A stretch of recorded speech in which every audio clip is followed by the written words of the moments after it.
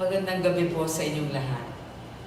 Bago po ako mag-umpisa, before I start my tribute to my mom, I would like to thank first the people who have helped us in the past years and also especially during the past days that we've gone through so much, especially with what happened to my mom. First, I'd like to thank Dr. Daniel Lipayon, my cousin. My mom's very proud of you. And his wife, Dr. Julie.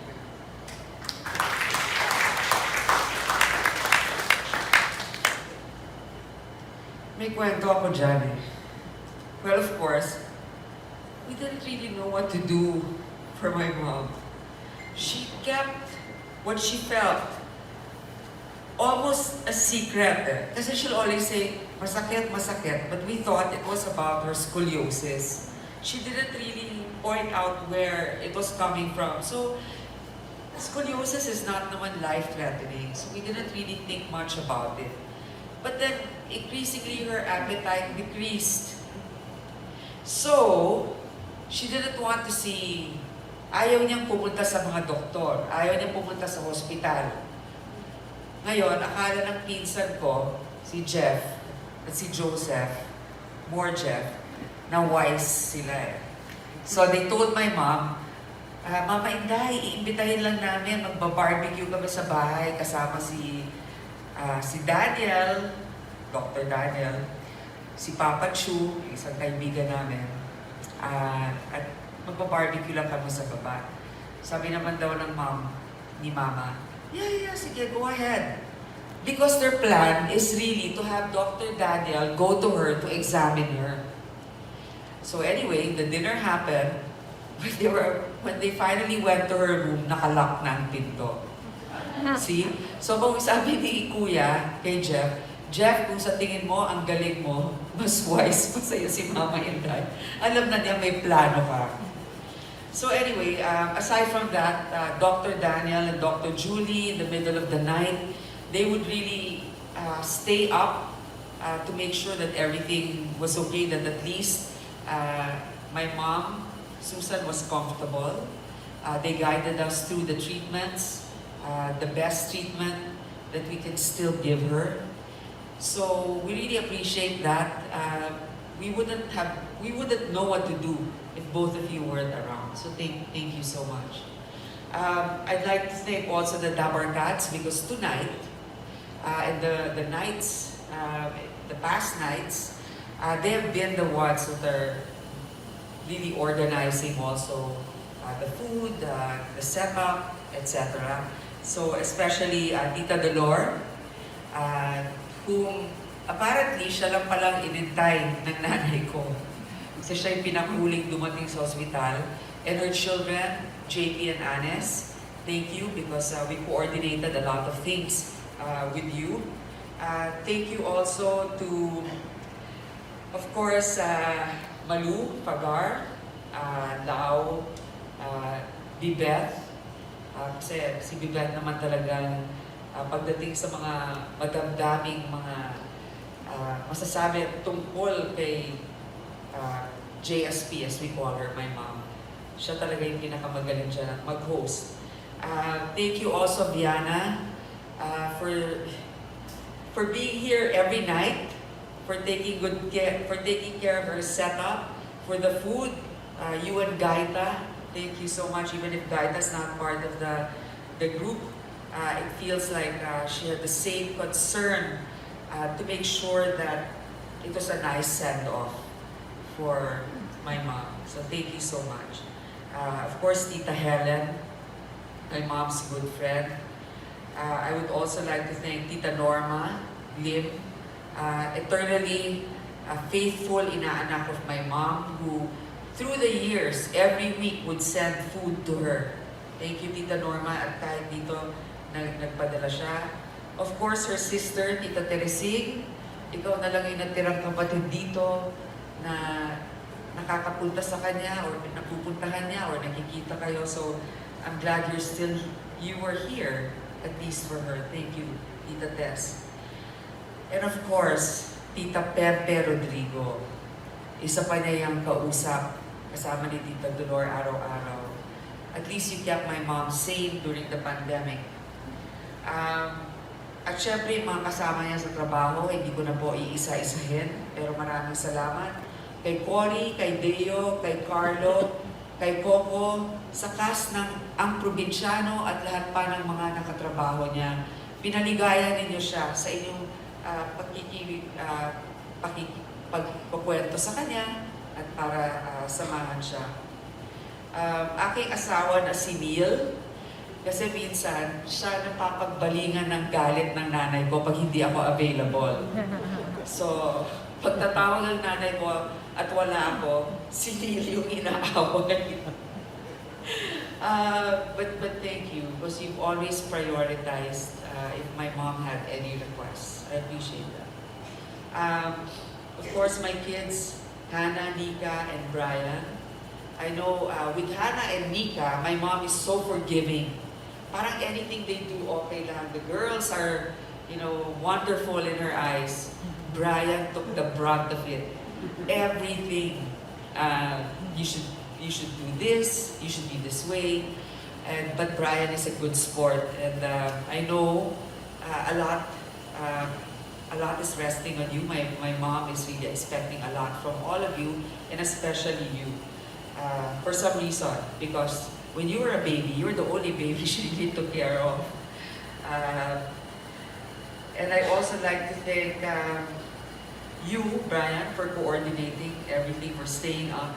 Sometimes Mama is not ready to come here yet because I have to go to work. You were here. Ako lang po ang kinikinala sa papeles na anak ni Susan Roses. Ako rin po yung kilala siguro ng mga tao bilang anak niya.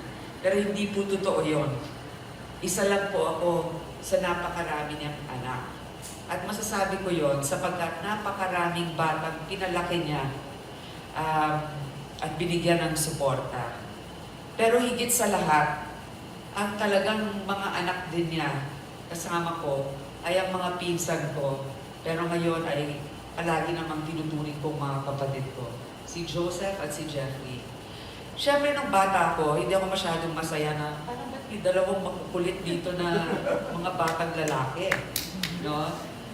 But eventually, I really appreciated so much of what you've done for my mom. If not for these two, I could never have done what they did for my mom.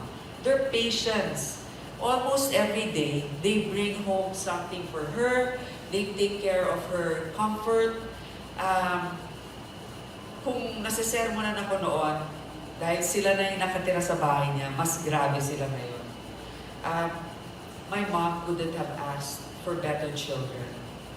Both of you have been better children to her than I am. And that's the truth because, well, I got married so young and I had my own family. So my attention was really divided. But you've always focused on her. And your patience is endless. So thank you so much.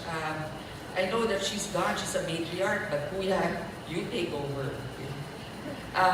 Okay, so now, I've been agonizing over the past how many days how to give a tribute to a remarkable woman. It's not easy. But then, I remember, and I'm returning to the time when I was first running for senator.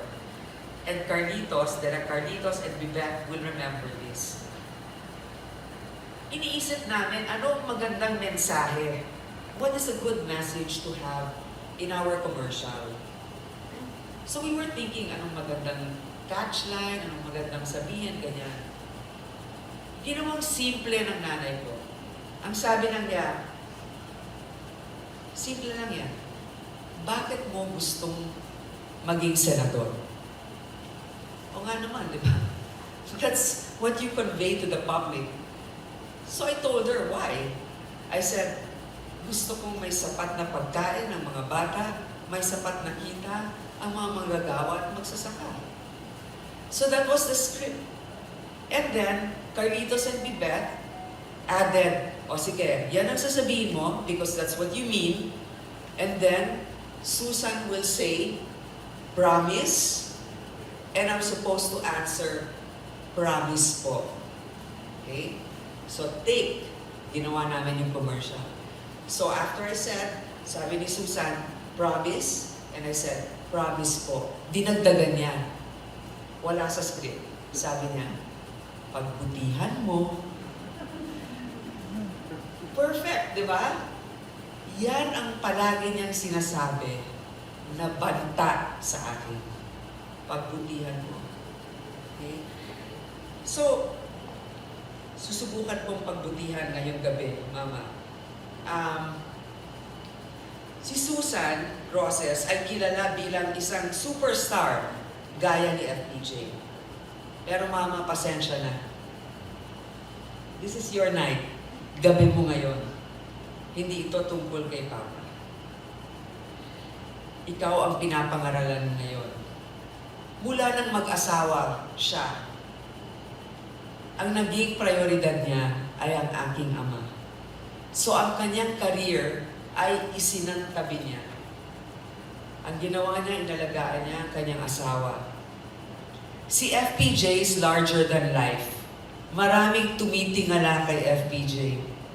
Pero si FPJ ay FPJ dahil sa likod niya, meron isang matapang at maalagang asawa na mahal siya. So lahat ng mga pelikula, halos lahat ng mga pelikula ni FPJ, bago ilabas, bago yan i-shoot, silang dalawa ang nagpupuyat, nagsasagutan ng mga dialogue. Itong sasabihin ko. Sabihin niya, yan, maganda yan, Rani. O kaya, Rani, siguro mas maganda kung ganito. So in short, they collaborated. But she was always in the sidelines. And it was FPJ who reaped the recognition and the awards. So anyway, marami siyang, hindi naging madali ang buhay nila. Marami sa inyo dito may negosyo. Alam ninyo, pag may negosyo kayo, pinapagulong ninyo ang pera. Di ba? Sinasabi ng iba, wow, ang laki ng kita ni FPJ. Totoo, malaki talaga yung kita niya. Pero mas malaki ang gastos niya. Dahil sa bawat kinikita, kailangan magpo-produce ka ulit at ang daming tinutulungan. Hindi lamang kamag-anak, kung hindi masyadong kilala. Talagang, yun na lang ang kahuli-hulihang siguro 100 niya, bibigay pa niya. So, yung nanay ko, pinagkasyang lahat kung ano man ang meron kami.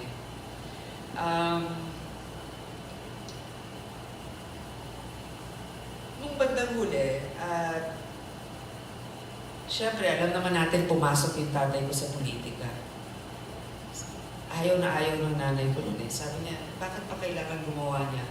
Bakit ka papapasok siya? Sabi niya, ang dami na talagang naghihirap. Yun ang pinakamabilis na paraan kung maayos ang pamamalakad na matulungan sila. So anyway, sinuportahan siya ng nanay ko.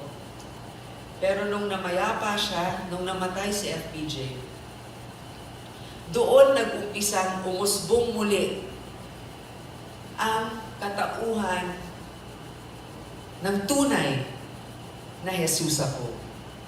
Doon muli lumabas kung sino talaga siya.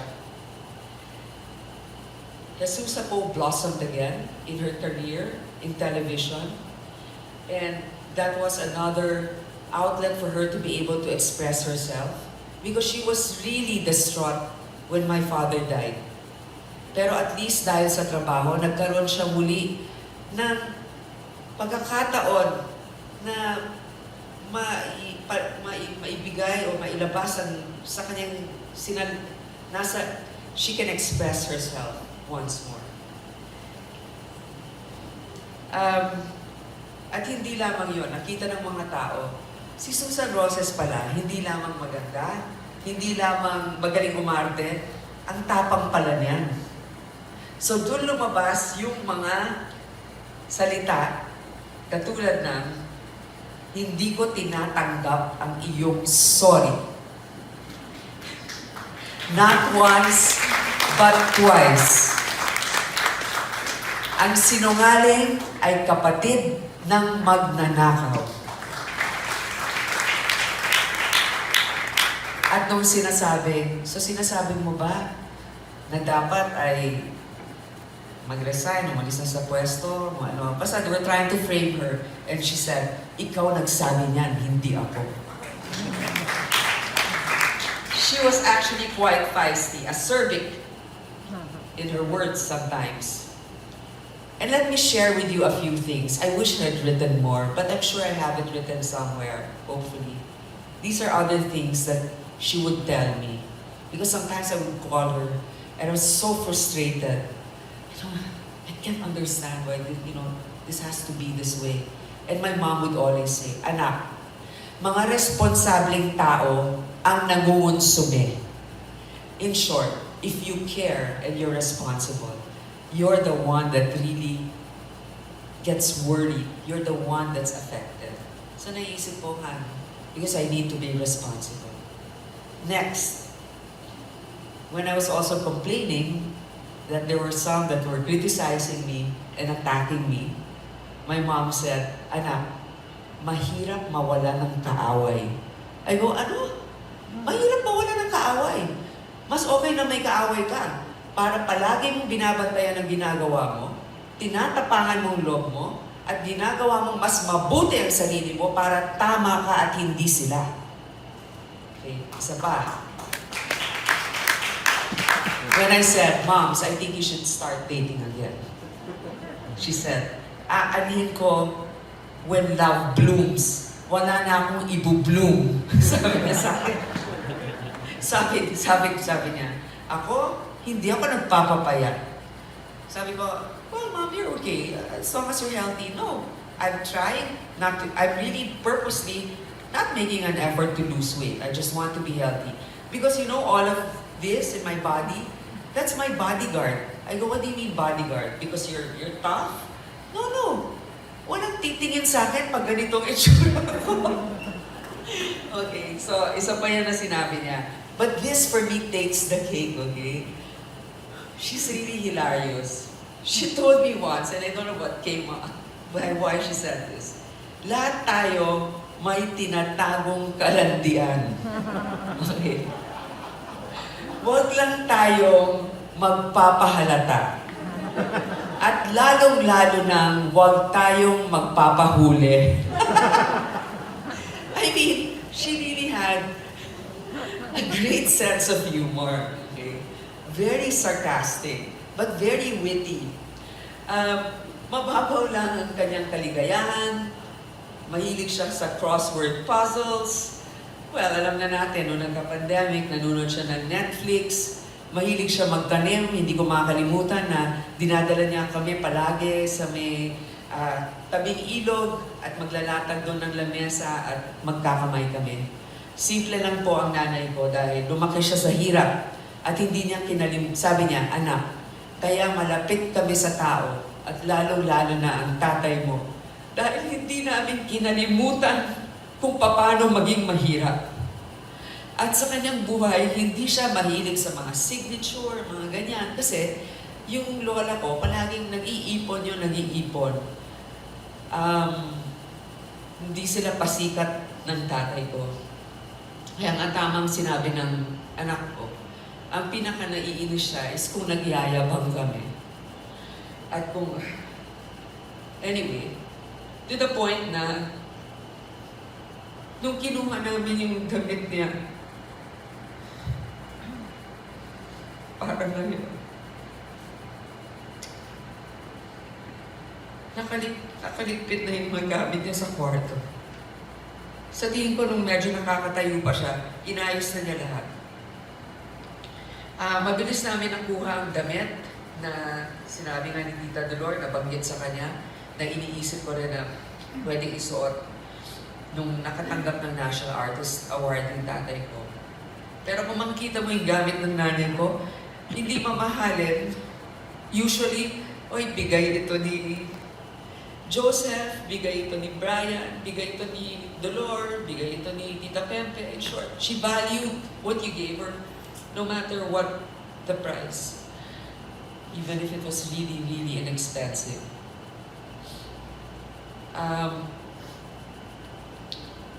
Nung basta napansin ko lang sa tingin ko, handang-handa na po yung nanay ko. Pero handa siya sapagkat marami na siya natulungan at ang huli pang ang sabi nga ng Tita Teresing ko, ipaalala mo sa tao yung kwento mo na yung mga tao, pag pumupunta sa bahay mo na humihingi ng tulong, hindi talagang kaliligtaan, hindi tulungan yan. O kaya pag nilalapitan siya. Kaya yung mga bungi na pumupunta sa kanya, pag alis, may ngipin na. Yun ang sabi ng tita. So, totoo yun. Marami pa akong gustong sabihin, pero syempre, mahaba-haba na rin ito. Nais kong muli kayong pasalamatan na naririto kayo ngayon. Pero ang nanay ko kasi mataas talaga yung expectation. Hindi naman sa mataas na pinipilit ka, pero gusto niya talaga na kung may gagawin ka, gawin mo maayos, ang trabaho mo, tapusin mo, magpakatotoo ka, huwag mong walain ang sarili mo. Palagi niya sinasabi sa akin. Huwag ka matakot pag ikaw ay tama at naniniwala ka sa ginagawa mo. Mas madali kung kakampi mo ang katotohanan. Pero, gayon pa man sa lahat ng yan, ang sinasabi niya sa akin, pag may mga issue, sasabihin niya, anak, huwag ka na makialam dyan. Delikado yan. Ang sinasabi niya, ayokong magkaroon ng anak na bayani. I don't want my child to be a hero. Dahil ang mga bayani, bantayog na lang at mga statwa, hindi ko sila makakasama. Pero ma, ang mga tinuro mo sa akin, katangian ng mga bayani, hindi ko kaya palagi, pero yun yung tinuro mo sa akin. Magsalita ng totoo, ipaglaban ko anong tama. Pati naman si Papa, ganun din, di ba? Kaya nga, sabi niya, tingnan mo si Rani, gusto niya makatulong, ano nangyari sa kanya. Kaya ikaw, mas gusto kong buhay ka at nandito. Ngayong gabi, ma, ang masasabi ko lang, ikaw ang bayani namin. Dahil sa hirap at ginhawa, talagang tinaguyod mo ang aming pamilya.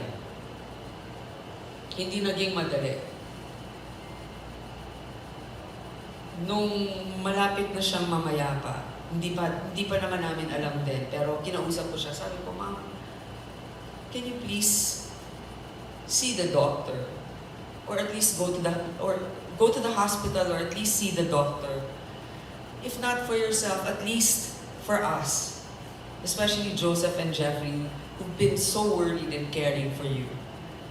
And ang sabi niya, I've been putting the feelings of other people before my own. Ever since. I'm already 80 years old. I'm ready. This time, I will think of me. And I really think she deserves that. So moms, for now, I'll say goodbye. I will just say that in my heart, you will be the woman that I most admire. And you will be the woman that I'm most scared of. If in the past, I keep telling people, the helpers or my staff, please don't tell my mom that I have a hearing today that will be televised. Because for sure she will call me and give me tips about what I said, or how I look, or what's the best camera angle for me. But now, you're not there anymore physically, but it's even more scary because I know you're around. So even in my thoughts, you'll be present.